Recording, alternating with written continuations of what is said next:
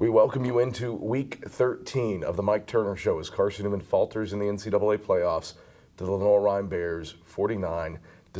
Hello, everyone. I'm the voice of the Eagles, Adam Cavalier, alongside Carson-Newman head football coach Mike Turner. And Mike, a playoff game where, unfortunately, eerily similar to the regular season meeting at Lenoir-Rhyne. Fell into a hole, climbed out of the hole, but had some major penalties in the second half that wiped scores off the board, and had some very ill-timed turnovers in the second half that stalled out a potential comeback effort.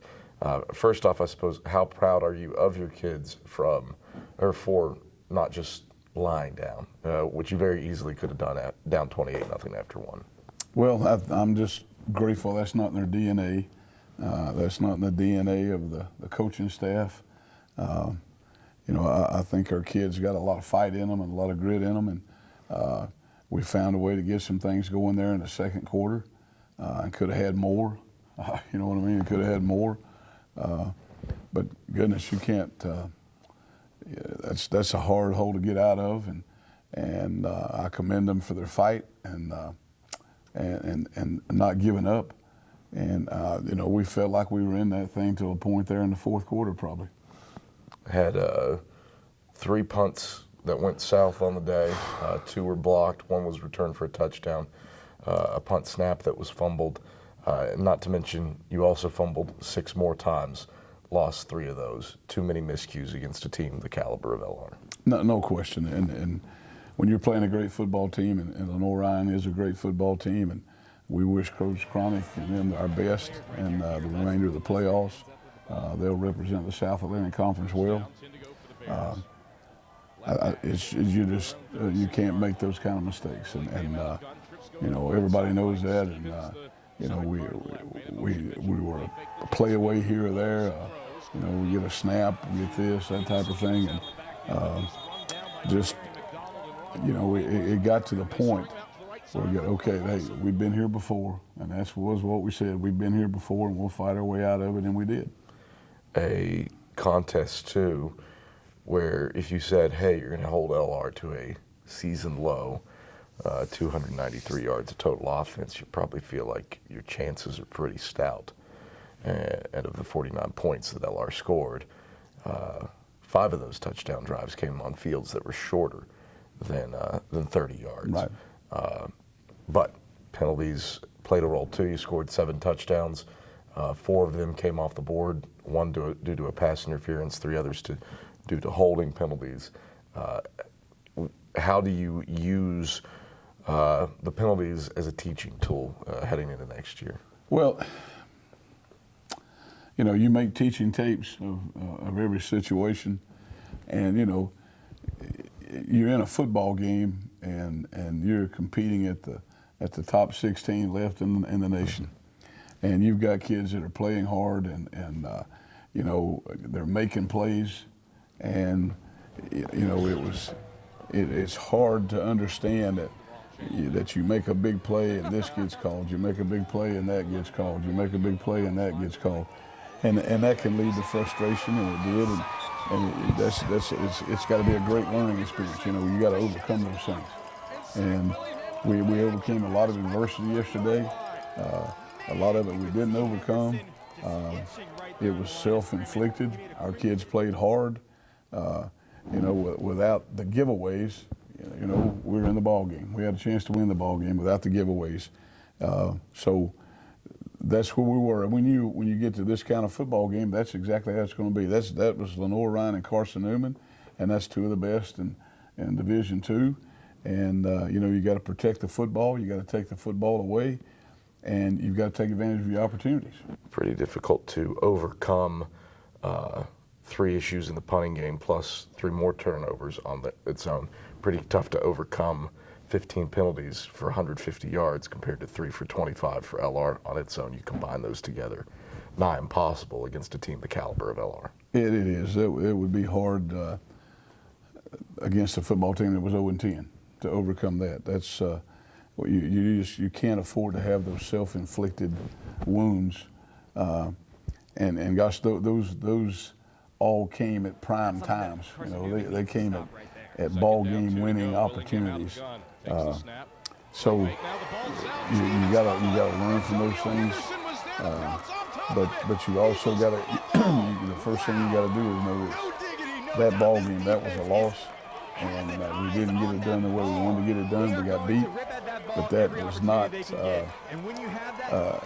keep us from celebrating a great year of football here at Carson-Newman. What those kids have accomplished and came back and fought from and overcome, and with injuries and the next man up philosophy on both sides of the football has just been phenomenal. Watching them and watching our coaches get plans together to overcome this, to overcome that, and I think they did Carson-Newman proud in that route, because they did not back down or make any excuses to anybody.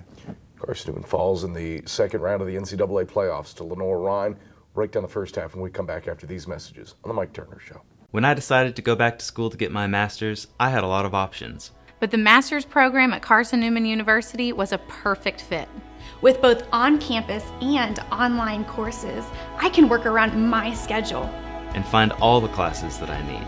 Earning my master's was always a dream. Carson-Newman helped make that dream come true.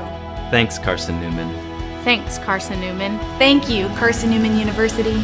Learn more at cn.edu.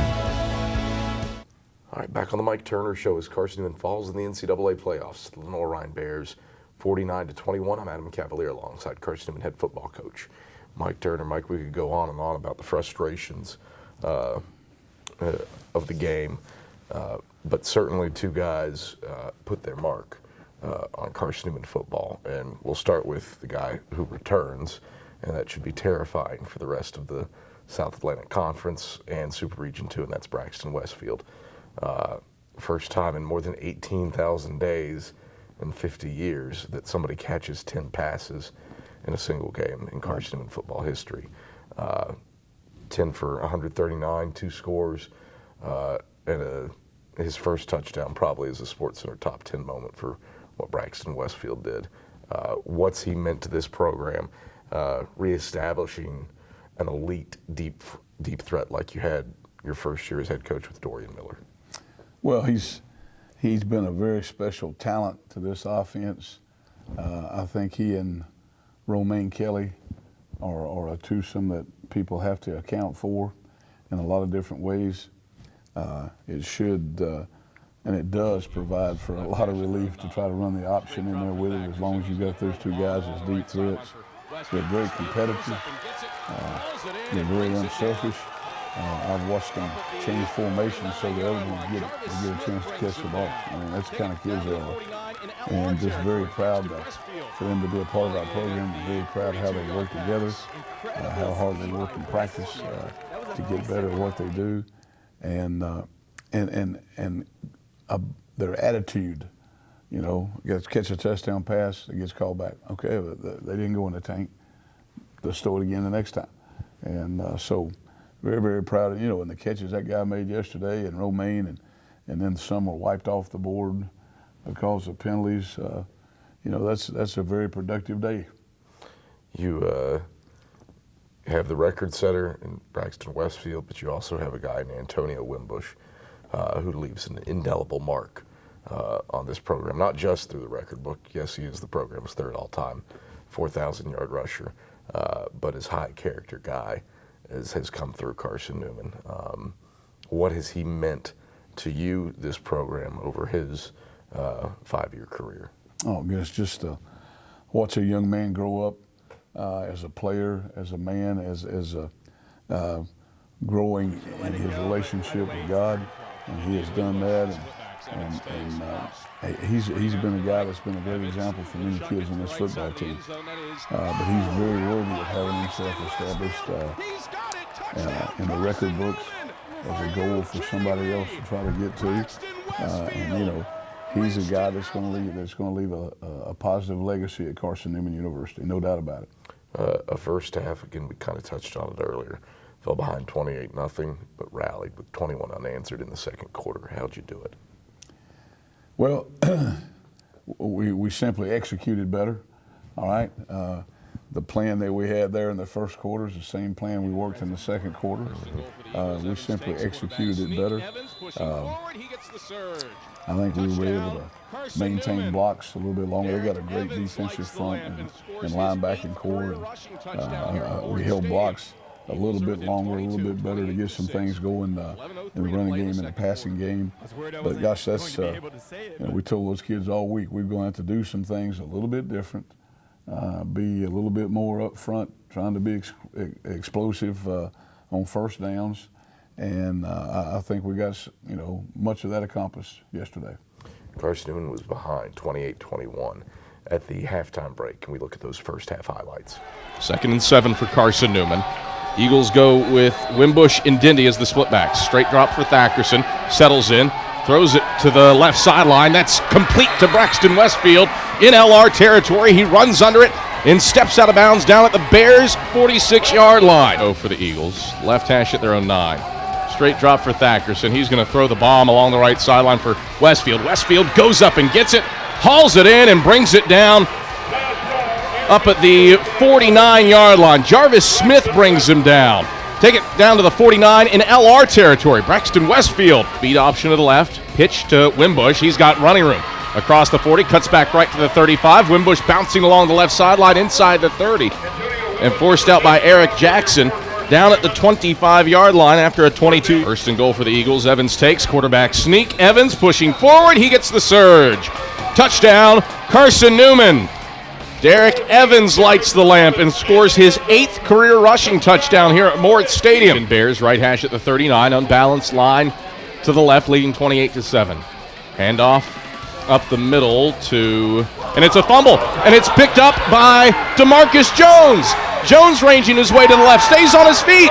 DeMarcus Jones takes it inside the 20 and 15. A stiff arm pass to 10, inside the 5. Jones all the way. Touchdown, Carson-Newman. A flag on the play back at the 20. But DeMarcus Jones, the grip and the rip, trailing 28-7. Wimbush and Dindy, the split backs behind Evans. McCarv in motion, wide side left. Evans takes, play fake, throws to McCarv out of the flat, complete at the 20. McCarv rolling inside the 15, and he's ripped down from behind by Eric Jackson down at the 13-yard line. Trevor McCarv 17 yards through the air. Indian Wimbush, the split backs. Evans takes, pumps, sprinting out to the right. Evans will chuck it to the right side of the end zone. That is, grabbed by Braxton Westfield. He's got it. Touchdown, Carson-Newman. Are you kidding me? Braxton Westfield wrenched it out of the hands of a Lenoir-Rhyne defender, Javoris Smith, ripped it out of his grasp, took it into the end zone along the right sideline. Unbelievable catch by Braxton Westfield. 2 to go. Willingham out of the gun. Takes the snap. Play fake. Now the ball is out. Stevens fumbled it. Antonio Henderson was there to pounce on top of it. Eagles football. Wow. No diggity, no doubt. This defense has its eyes on that ball.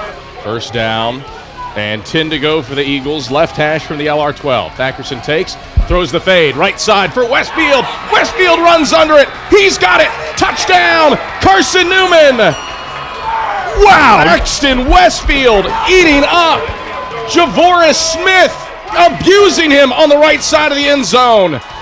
He's found the house for the second time today, and the Eagles are a PAT away from making this a one-touchdown ball. All right, those are the first half highlights. Eagles were down 28-21 at the halftime break. Mike, what was the message, the mentality in the halftime locker room?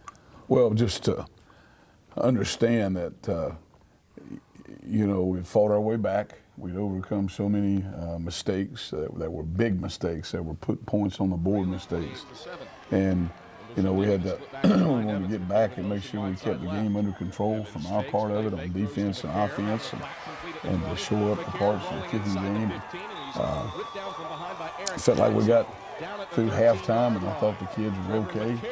And we wanted to come out and just come out and play and get all the anxiety and all those kind of things behind you, and let's say it's a new half, we're down a touchdown, we're in this thing, and let's go back and start over, and let's just play and have a good time. You look at what this team did this year to battle back. It seemed to be that was the the thing that defined them all year long, from losing early against Wingate to losing at LR on October 19th, and yet the give up, I still don't think that exists for this team. No, and we talked last week after we played at Bowie State, and there were some things that happened there. They were moving the ball well with that quarterback and driving it down inside the red zone, I think 5 times or whatever, and really got nothing out of it. And we talked about a group that 1 year ago or 2 years ago might have given in at that time, and let them score. And an offense that, we've got the football there at the 1 yard line, and there's 2 minutes and 47 seconds to go. What are you going to do? Well, they went 30-plus yards, got 2 first downs, and ran the clock. These kids have grown up. I think maturing is an ongoing process, okay? None of us get there yet, but we want them to continue to grow up, continue to trust.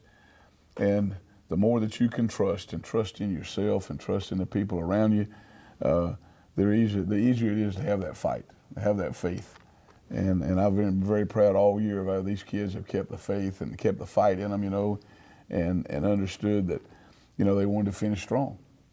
Carson-Newman falls to Lenoir-Rhyne in the second round of the NCAA playoffs, 49-21. We'll take a look at the second half when we come back after these messages on the Mike Turner Show. Between raising a family and working a full-time job, I never thought I'd be able to get my degree. But Carson-Newman University made it easy. Between online courses and on-campus classes that fit my schedule, I'll have my degree in no time. That's good for me, and it's good for my family. It's never too late to get a world-class education. I'm getting that education at Carson-Newman University. Learn more at cn.edu. All right, back on the Mike Turner Show. Carson-Newman season comes to an end in the second round of the NCAA playoffs at Lenoir-Rhyne, 49-21. Adam Cavalier, alongside Carson-Newman head football coach Mike Turner. Mike, as you made your run in that second quarter, and even at stages in the second half, it was readily apparent that you had the backing of a strong contingent of orange and blue faithful behind you on that far sideline. Not just LR, but Bowie State, right. Mars Hill, even Limestone game. The past 4 weeks, the travel for Carson-Newman's fan base has been incredible. Yeah. What's that meant to you in this program to have that level of support behind you? Well, I think anytime you show up on the road, you don't know exactly what you're going to get. That is why it's called home field advantage. And yesterday, I think the Carson-Newman people were there, and they represented Carson-Newman well. The families of the players, the alums, the former athletes, the people in the community. It was beautiful to watch during the season how those groups continue to support this football program and support those kids out there. And gosh, you can feel that. Okay, you can feel that, and they weren't there just at game time. They were there in the pregame warm up, and they were involved in that. And just I want to thank all of them, and parents and families obviously, but gosh, all of our alums in the different areas from Charlotte and all the places that made it. But gosh, the former football players, letter winners, and things that were there, and just people in the community, the fans. We're really grateful to them and what they meant to this football team. Really fun to watch them in action too. It's a fan base that understands and appreciates the game of football. Right. It feels like, and it is there. They're not fair weather fans. They are. They're there for you. They are. They're there for you, and they're genuine in it, and their care and love for this program and this university is very, very special, and you don't see that in a lot of places in Division II, and that's why I'm very, very proud of them and Carson-Newman. Well, Carson-Newman falters at Lenoir-Rhyne in the second round of the playoffs, 49-21. We look at the second half highlights. Down, 10 to go for the Bears. Left hash at their own 36-yard line. Willingham out of the gun, trips go to the wide side right. Stevens the sidecar to the left. Man in motion Mitchell. Play fake the jet sweep. Rolls, throws, complete to Amin Stevens out of the backfield, but he's run down by Jamarian McDonald and Rondro Peebles. And they string him out to the right sideline for a loss of 1. Second down and 11 to go. Unbalanced line to the right. Willingham play fake. He's hit in the backfield and sacked. Exceptional effort by Antonio Henderson to shed his block and sack Willingham on the play action pass back at the 30-yard line. Willingham out of the gun on 3rd and 7. Back to pass. Blitz comes. Throws over the middle of the field. Ball's batted in the air, and DeMarcus Jones intercepts it at the 40-yard line. All right, back on the Mike Turner Show. Time now for our Eagles Spotlight. And this week, Mark Mausner puts it on Dawson Campbell. College is hard. Being a student athlete is hard. Dawson Campbell's gotten through it all with faith and football. God, we pray that you watch over us this week as we go through practice and competition, Lord. It's no surprise that Carson-Newman senior long snapper Dawson Campbell is also the president of the Fellowship of Christian Athletes. It was his faith that brought him to Mossy Creek, after all. You know, it was definitely a God thing when I prayed for guys like, God, whatever you want me to do, you got to let me know. And I wake up, like I go to sleep and I wake up to a phone call from Coach Clowney. You know, like you can call it serendipity, but I firmly believe that God led me here. Campbell is a fifth-year starter and an aspiring pastor. Despite his penchant for leadership, the special teams captain tries to remain anonymous on the gridiron. But I don't want you to know that Campbell's snap was low or Campbell's snap was high. I just want to say snap back, hold down, kick's good. Yeah, I'd much rather hear that, or snap back, nice high punt. You know, I'd much rather hear that than Nate Kraft does a great job of handling a low snap. You know, I don't want you to know I'm there because I want my job done.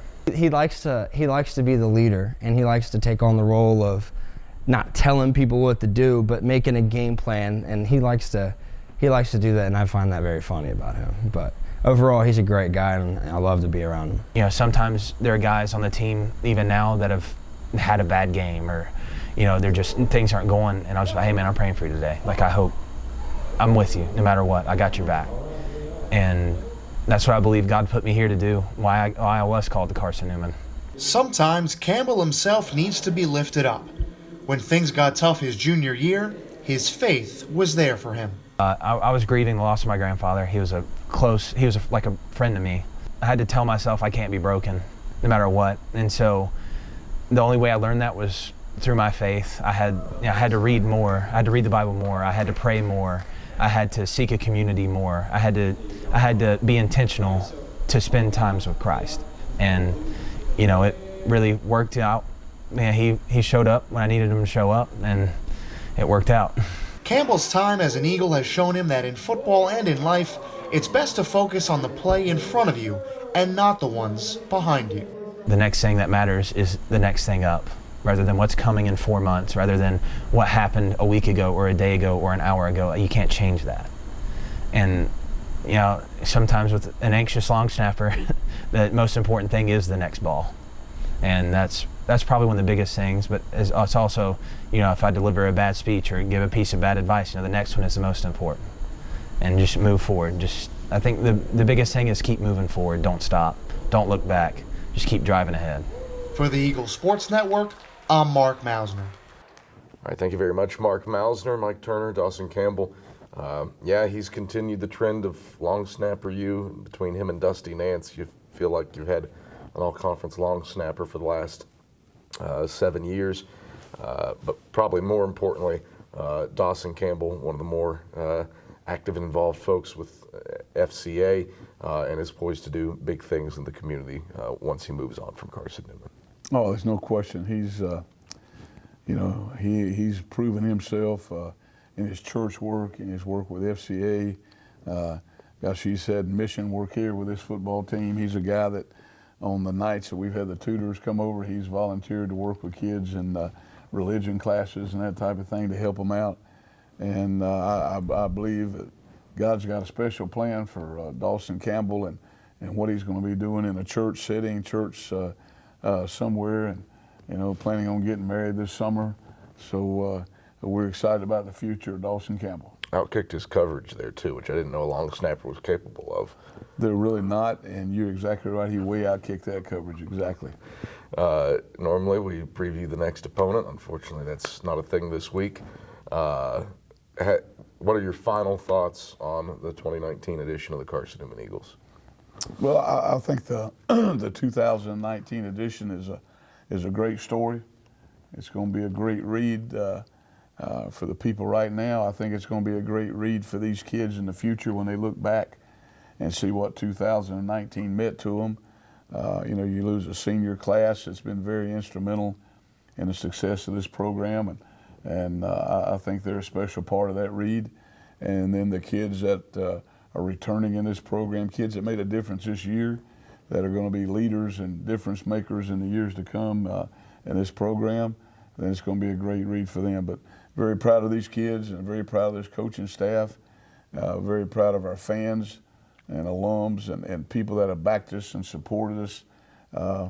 And very proud of Adam Cavalier, man, who's fighting the throat issues right now and still comes out swinging, baby. So he's the next man up on that one. But hey, you couldn't get Christian Jones. I mean, he filled in D-line. I mean, where was he this week? I needed the next man up today, I don't know if they would want to have a microphone around their neck. Now, they may go play a three technique, but not a microphone. Mike, pleasure as always. Thanks so much. Thanks for carrying me today and for 2019. Hey, Adam, enjoyed it, buddy. Thank you, man. For the final time in 2019, that is Carson-Newman head football coach Mike Turner. I am the voice of the Eagles, Adam Cavalier. This has been the Mike Turner Show. Thanks for watching.